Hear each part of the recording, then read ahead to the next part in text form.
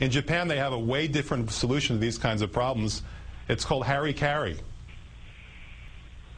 I think what confuses people at this point, Congressman, and having been talking about this incessantly for a few years now, most people, if you look at the polling, understand at least enough of this to know that Congress works for the banks, not for the American people, and yet Congress still seems phenomenally willing to drag its feet in addressing this. Harry-Carry may be interesting or nice.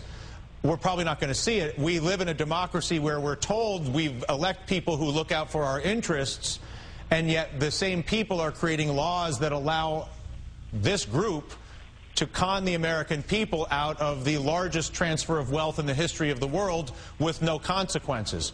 Are you suggesting special interests have so much control that our government literally is willing to facilitate that level of wealth transfer with no consequences? I think that's a fair statement, and I would add to what was said before that we've got the creation of the idea of too big to fail under Alan Greenspan. We've got him gunning the economy through the Y2K money supply increase that led to economic disaster within 4 months. He made mistake after mistake after mistake, and what we never hear from any of these people is, I'm sorry. We don't even hear that. And I think it's because the system is enslaved. Yes, that's right. And the Senate bill, unfortunately, does that. The Senate bill takes whatever possibility there is of somebody who's actually looking out for the consumer and puts that in, of all places, the Federal Reserve as the one responsible to do that. The Federal Reserve, which is actually run by big banks, it's governed by big banks. They choose the people who occupy the seats of power in each regional bank. And yet we're going to be giving them more power. Go ahead, Bill.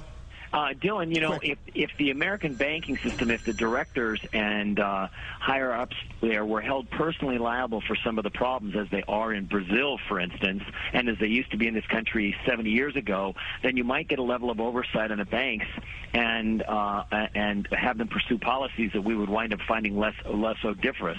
It's not that difficult. You just have to make the guys in charge personally liable for some of the problems, and some of this behavior would go away. Any chance of that, Congressman? Yes, in fact, we're working on a bill to do exactly that, and we've examined what happens in other countries when they make the kinds of mistakes we've seen the last few years in America. And it's not a pretty picture for the people in charge, either in Wall Street or in the Capitol. Listen, Congressman, we appreciate your efforts on our behalf to correct for the con and get the money back and fix the system. And Bill, thank you for your journalism and your efforts to make sure people actually understand how this happened. Truly, Bill Fleckenstein, thank you.